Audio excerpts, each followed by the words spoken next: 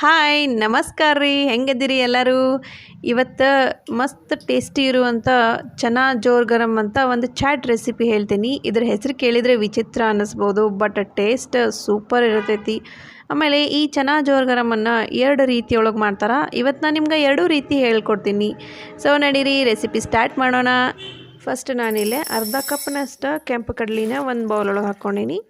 ಆಮೇಲೆ ಒಂದು ಸ್ವಲ್ಪ ನೀರು ಹಾಕ್ಕೊಂಡು ಇವನ್ನ ವಾಶ್ ಮಾಡ್ಕೊತೀನಿ. ನಿಮ್ಗೆ ಕ್ವಾಂಟಿಟಿ ಜಾಸ್ತಿ ಬೇಕಂದ್ರೆ ಇನ್ನೊಂದು ಸ್ವಲ್ಪ ಜಾಸ್ತಿ ಮಾಡ್ಕೋಬೋದು. ನೆಕ್ಸ್ಟ್ ಈ ವಾಶ್ ಮಾಡ್ಕೊಂಡಿದ್ದ ಕಡ್ಲಿನ ಇನ್ನೊಂದು ಸಪ್ರೇಟ್ ಪ್ಯಾನ್ ಒಳಗೆ ನೀರು ಕಾಯಕ್ಕಿಟ್ಟೀನಿ. ಅದ್ರೊಳಗೆ ಹಾಕ್ಕೊಂಡು 8ರಿಂದ 10 ನಿಮಿಷದವರೆಗೂ ಇವನ್ನ ಕುದಿಸ್ಕೊತೀನಿ.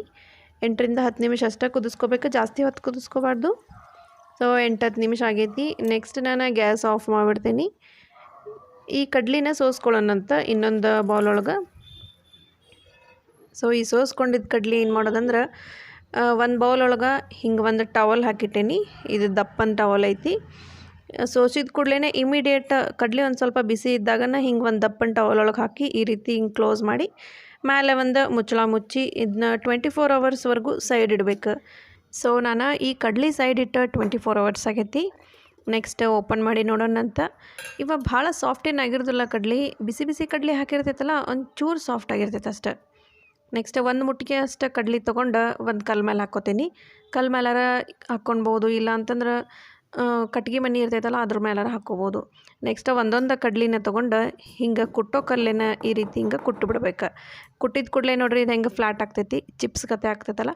ಸೊ ಎಷ್ಟು ತೆಳ್ಳಗೆ ಆಗ್ತೈತಲ್ಲ ಅಷ್ಟು ತೆಳ್ಳಗೆ ಕುಟ್ಕೋಬೇಕು. ಇದನ್ನ ಕುಟ್ಟೋ ಮುಂದೆ ಏನಾದರೂ ಕಲ್ಲಿಗೆ ಅಂಟ್ಕೊಳಕತ್ತಂದ್ರೆ ಈ ಕಡ್ಲಿ ಒಂಚೂರು ಆಯಿಲ್ ಹಚ್ಕೋಬೋದು. ಸೊ ಅಷ್ಟು ಕಡ್ಲಿನೂ ನಾನು ಹಿಂಗೆ ಕುಟ್ಟಿ ರೆಡಿ ಮಾಡ್ಕೋತೀನಿ. ಆಮೇಲೆ ಇವು ಭಾಳ ತೆಳ್ಳಗಾದು ಅಂತಂದ್ರೆ ಜಾಸ್ತಿ ಕರಿಯೋ ಮುಂದೆ ಆಯಿಲ್ ಹಿಡ್ಕೊಳ್ಳೋದಿಲ್ಲ, ಆಮೇಲೆ ಮಸ್ತ್ ಕ್ರಿಸ್ಪ್ ಆಗ್ತವೆ ಇವು. ಈ ಚನಾ ಜೋರ್ ಗರಂ ಒಳಗೆ ಈ ಕಡ್ಲಿ ಕುಟ್ಟಿ ಚಿಪ್ಸ್ ಗತೆ ಮಾಡ್ಕೊಳ್ಳೋದನ್ನ ಒಂದು ದೊಡ್ಡ ಕೆಲಸ ನೋಡ್ರಿ. ಅಷ್ಟು ಕಡ್ಲಿನೂ ನಾನು ಕುಟ್ಕೊಂಡೇನಿ. ಈಗ ನೋಡ್ರಿ ಎಷ್ಟು ತೆಳ್ಳಗಾಗೈತಲ್ಲ. ಆಮೇಲೆ ಕುಟ್ಟೋ ಮುಂದೆ ಒಂಚೂರು ಅಂಟ್ಕೊಳಕತ್ತ ಸ್ವಲ್ಪ ಆಯಿಲ್ ಹಚ್ಚಿ ಕುಟ್ಟೆ ನಾನು. ಸೊ ಇವಷ್ಟು ರೆಡಿ ಆಗ್ಯಾವ ನೋಡಿರಿ. ಒಂದು ಸ್ವಲ್ಪ ಮೆತ್ತಗದಾವ, ಇವ ನಡಿತೈತಿ. ನೆಕ್ಸ್ಟ್ ಇವನ್ನ ಫ್ರೈ ಮಾಡ್ಕೊಳ್ಳೋಣಂತ ನಾನಿಲ್ಲೇ ಆಯಿಲ್ ಕಾಯಕ್ಕಿಟ್ಟೀನಿ. ಒಂದು ಟಿಪ್ಸ್ ಏನಂತಂದ್ರೆ ಆಯಿಲನ್ನು ಭಾಳ ಬಿಸಿ ಮಾಡೋಕ್ಕೆ ಹೋಗ್ಬಾರ್ದು, ಒಂದು ಚೂರು ಬಿಸಿ ಇದ್ರೆ ಸಾಕು ಫ್ರೈ ಮಾಡ್ಕೊಂಬಿಡ್ಬೇಕು. ಆಮೇಲೆ 1 ನಿಮಿಷದಕ್ಕಿಂತ ಜಾಸ್ತಿ ಫ್ರೈ ಮಾಡ್ಕೊಳಕ್ಕೆ ಹೋಗ್ಬಾರ್ದು, ಕರ್ರಗಾಗಿಬಿಡ್ತವೆ ಇವ. ಸೊ ಅಷ್ಟು ನಾನು ಒಂದು ಚೂರು ಕ್ರಿಸ್ಪ್ ಆಗೋವರೆಗೂ ಇವನ್ನ ಫ್ರೈ ಮಾಡ್ಕೊತೀನಿ. ನೋಡ್ರಿ ಇವ ರೆಡಿ ಆಗೈತಿ. ಇವನ್ನ ತೆಗೆದುಬಿಡ್ತೀನಿ ನಾನು. ತೆಗೆದು ಒಂದು ಟಿಶ್ಯೂ ಪೇಪರ್ ಒಳಗೆ ಹಾಕ್ಕೊಂಡ್ರೆ ಎಕ್ಸೆಸ್ ಆಯಿಲ್ ಇತ್ತಂದ್ರೆ ಟಿಶ್ಯೂ ಪೇಪರ್ ಅಬ್ಸಾರ್ಬ್ ಮಾಡ್ತೈತಿ. ಸೊ ಈ ಚನಾ ಜೋರ್ ಗರಂ ಮಾಡೋದು ಒಂದು ರೀತಿ ಆಯ್ತು. ಇನ್ನೊಂದು ಥರ ಹೆಂಗೆ ಮಾಡ್ತಾರೆ ಇದನ್ನು ಅಂತಂದ್ರೆ ಒಂದು ಬೌಲ್ ಒಳಗೆ ಅರ್ಧ ಕಪ್ನಷ್ಟು ಕಡ್ಲಿ ತೊಗೊಂಡೆ ನಾನು. ಸೊ ಈ ಕಡ್ಲಿ ಕೆಂಪು ಕಡ್ಲಿ ಇವನಷ್ಟು ಒಂದು ಬೌಲ್ ಒಳಗೆ ಹಾಕ್ಕೊಂಡು ಇದ್ರೊಳಗೆ ಒಂದು ಸ್ವಲ್ಪ ನೀರು ಹಾಕ್ಕೊಂಡು ವಾಶ್ ಮಾಡ್ಕೋಬೇಕು ಫಸ್ಟ್. ನೆಕ್ಸ್ಟ್ ಇನ್ನೊಂದು ಸ್ವಲ್ಪ ನೀರು ಹಾಕಿ ಇವನ್ನ 6ರಿಂದ 7 ತಾಸು ನೆನೆ ಹಾಕಿಬಿಡ್ಬೇಕು. ನಾವು ಕಡ್ಲಿ ಕಾಳು ಪಲ್ಯ ಮಾಡೋ ಮುಂದೆ ಹೆಂಗೆ ಕಡ್ಲಿ ನೆನೆಸ್ಕೋತೇವಲ್ಲ, ಸೊ ಹಂಗೆ 6-7 ತಾಸು ಆಗೈತಿ ಈ ಕಡ್ಲಿ ನೆನೆದ. ನೆಕ್ಸ್ಟ್ ಅಷ್ಟು ಕಡ್ಲಿನೂ ಒಂದು ಕುಕ್ಕರ್ ಒಳಗೆ ಹಾಕ್ಕೊಳಕತ್ತೀನಿ. ಕುಕ್ಕರ್ ಒಳಗೆ ಹಾಕ್ಕೊಂಡು ಈ ಕಡ್ಲಿ ಕುದಿಸ್ಕೋಬೇಕು. ಇವನ್ನ ಒಂದು ಸ್ವಲ್ಪ ನೀರು ಹಾಕ್ಕೊಂಡು ಆಮೇಲೆ ಒಂದು ಅರ್ಧ ಸ್ಪೂನಷ್ಟು ಉಪ್ಪು ಹಾಕಿ 2 ಸೀಟಿ ಅಷ್ಟೇ ಮಾಡಬೇಕು, ಜಾಸ್ತಿ ಸೀಟಿ ಮಾಡಿಸ್ಬಾರ್ದು, ಭಾಳ ಹೊತ್ತು ಕುದಿಸ್ಕೋಬಾರ್ದು. ಸೊ ನಾನು ಗ್ಯಾಸ್ ಹೈ ಫ್ಲೇಮ್ ಇಟ್ಟು 2 ಸೀಟಿ ಆಗೋವರೆಗೂ ಕುದಿಸ್ಕೊತೀನಿ. 2 ಸೀಟಿ ಆಗಿಂದ ಗ್ಯಾಸ್ ಆಫ್ ಮಾಡಿಬಿಡ್ತೀನಿ. ಆಮೇಲೆ ಕುಕ್ಕರ್ ಪೂರ್ತಿ ಆರಿಂದನೇ ಕುಕ್ಕರ್ ಮುಚ್ಚಳ ಓಪನ್ ಮಾಡಬೇಕು. ನೆಕ್ಸ್ಟ್ ಈ ಕಡ್ಲಿ ನೋಡೋಣ ಕರೆಕ್ಟಾಗಿ ಕುದ್ದೈತಿ ಇಲ್ಲ ಅಂತಂದು. ಅಕಸ್ಮಾತ್ ಕುದ್ದಿಲ್ಲ ಅಂತಂದ್ರೆ ಇನ್ನು 1 ನಿಮಿಷದವರೆಗೂ ಕುದಿಸ್ಕೋಬೋದು, ಬಟ್ ಕುಕ್ಕರ್ ಮುಚ್ಚಳ ಮುಚ್ಚಿ ಕುದಿಸ್ಕೋಬಾರ್ದು. ನೆಕ್ಸ್ಟ್ ಒಂದು ಕಡ್ಲಿ ತೊಗೊಂಡು ಈ ರೀತಿ ಹಿಂಗೆ ಪ್ರೆಸ್ ಮಾಡಿದ ಕೂಡಲೇ ಸೊ ಈ ಶೇಪ್ ಬರಬೇಕಿದೆ ಅಂದ್ರೆ ಕರೆಕ್ಟಾಗಿ ಕುದ್ದಂಗೆ. ನೆಕ್ಸ್ಟ್ ಅಷ್ಟು ಕಡ್ಲಿನೂ ನಾನು ಒಂದು ಸ್ಟ್ರೈನರ್ ಒಳಗೆ ಹಾಕಿ ಸೋಸ್ಕೊಂಡ್ಬಿಡ್ತೀನಿ. ಈ ಕಡ್ಲಿ ಭಾಳ ಬಿಸಿ ಇರ್ತಾವೆ, ಒಂದು ಸ್ವಲ್ಪ ಸೈಡ್ ಇಡ್ತೀನಿ. ನೆಕ್ಸ್ಟ್ ಈ ನೀರನ್ನು ವೇಸ್ಟ್ ಮಾಡೋಕ್ಕೆ ಹೋಗ್ಬೇಡ್ರಿ, ಭಾಳ ಹೆಲ್ದಿ ಇರ್ತೈತಿ. ಯಾವುದಾದ್ರೂ ಸಾಂಬಾರು ಇಲ್ಲ ಗ್ರೇವಿ ಒಳಗೆ ಯೂಸ್ ಮಾಡ್ಬೋದು. ನೆಕ್ಸ್ಟ್ ನಾನು ಇಲ್ಲಿ ಒಂದು ಪ್ಲಾಸ್ಟಿಕ್ ಕವರ್ ಹಾಕೀನಿ. ಇದ್ರ ಮೇಲೆ ಒಂದು 2-3 ಡ್ರಾಪ್ನಷ್ಟು ಆಯಿಲ್ ಹಚ್ಕೋತೀನಿ. ಆಯಿಲ್ ಹಚ್ಕೊಳ್ಳೋದ್ರಿಂದ ಕಡ್ಲಿ ಅಂಟ್ಕೊಳ್ಳೋದಿಲ್ಲ. ಸೊ ಕರೆಕ್ಟಾಗಿ ಎಲ್ಲ ಕಡೆ ಆಯಿಲ್ ಹಚ್ಕೋಬೇಕು. ನೆಕ್ಸ್ಟ್ ಅಷ್ಟು ಕಡ್ಲಿನೂ ಹಿಂಗೆ ಒಂದೊಂದು ಸೆಟ್ ಮಾಡ್ಬೇಕು. ಫಸ್ಟ್ ಈ ಕಡ್ಲಿನ ಹಿಂಗೆ ಸೆಟ್ ಮಾಡ್ಕೊಂಡ್ರೆ ಆಮೇಲೆ ಪ್ರೆಸ್ ಮಾಡೋಕೆ ಈಸಿ ಆಗ್ತೈತಿ. ಈ ಕವರ್ ಮೇಲೆ ಎಷ್ಟು ಕಡ್ಲಿ ಹಿಡಿತಾವಲ್ಲ ಅಷ್ಟು ಕಡ್ಲಿನೂ ನಾನು ಹಿಂಗೆ ಸೆಟ್ ಮಾಡ್ಕೊಂಡೇನಿ. ನೆಕ್ಸ್ಟ್ ಕಲ್ಲಿಂದ ಜಸ್ಟ್ ಪ್ರೆಸ್ ಮಾಡ್ಕೋತೀನಿ. ಸೊ ಈ ರೀತಿ ಪ್ರೆಸ್ ಮಾಡ್ಕೋಬೇಕು. ಒಮ್ಮೆ ಪ್ರೆಸ್ ಮಾಡಿದ ಕೂಡಲೇ ಈ ಶೇಪ್ ಬರ್ತೈತಿದೆ. ಸೊ ನೋಡಿರಿ ಈ ರೀತಿ ಹಿಂಗೆ ಅಷ್ಟು ಕಡ್ಲಿನೂ ಪ್ರೆಸ್ ಮಾಡ್ಕೋಬೇಕು.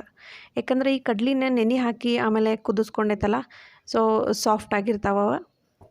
ನೋಡಿರಿ ಈ ರೀತಿ ಹಿಂಗೆ ಪ್ರೆಸ್ ಮಾಡ್ಕೊತ ಹೋಗ್ಬೇಕು. ಅಕಸ್ಮಾತ್ ಅಂಟ್ಕೊಳಕತ್ತಂದ್ರೆ ಹಿಂಗೆ ಒಂದು ಕವರ್ ಕಟ್ರಿ ಕಲ್ಲಿಗೆ, ಆಮೇಲೆ ಪ್ರೆಸ್ ಮಾಡಿದರೆ ಕಡ್ಲಿ ಅಂಟ್ಕೊಳ್ಳೋದಿಲ್ಲ. ನೋಡಿರಿ ಅಷ್ಟು ಕಡ್ಲಿನೂ ನಾನು ಹಿಂಗೆ ಪ್ರೆಸ್ ಮಾಡ್ಕೊಂಡು ರೆಡಿ ಮಾಡ್ಕೊತೀನಿ.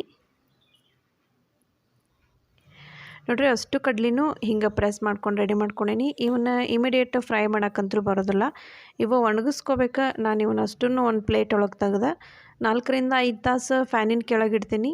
ಬಿಸಿಲಿದ್ರೆ ಬಿಸಿಲೊಳಗಿಟ್ಟು ಒಣಗಿಸ್ಕೋಬೋದು. ಅಷ್ಟು ಕಡ್ಲಿನೂ ಕೇರ್ಫುಲ್ಲಾಗಿ ಒಂದು ಪ್ಲೇಟ್ ಒಳಗೆ ತೆಗ್ದು 4-5 ತಾಸು ನಾನು ಒಣಗಿಸ್ಕೋತೀನಿ. ಸೊ 4-5 ತಾಸು ಆಗೈತಿ. ಈ ಕಡ್ಲಿ ಅಷ್ಟು ಒಣಗ್ಯಾವ ನೋಡಿರಿ, ಎಷ್ಟು ಹಾರ್ಡ್ ಆಗ್ಯಾವ, ಇವ ಸಾಫ್ಟ್ ಅಂತೂ ಇಲ್ಲ.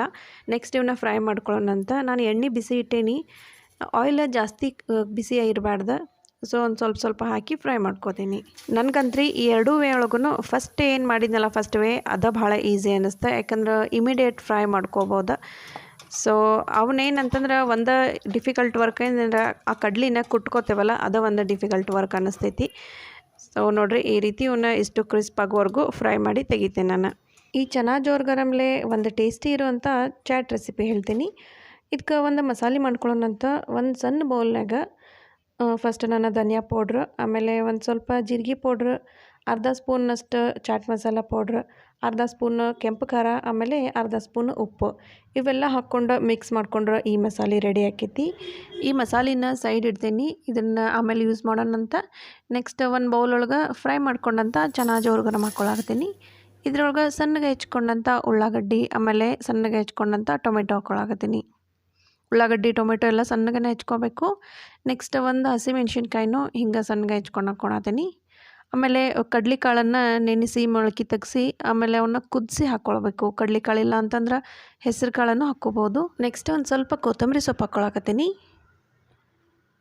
ಇದ್ರೊಳಗೆ ಅರ್ಧ ಲಿಂಬೆಹಣ್ಣು ಹಿಂಡ್ಕೊತೇನೆ ನಾನು. ಲಿಂಬೆಹಣ್ಣು ಹಿಂಡ್ಕೊರಿ, ಟೇಸ್ಟ್ ಮಸ್ತ್ ಬರ್ತೈತಿ.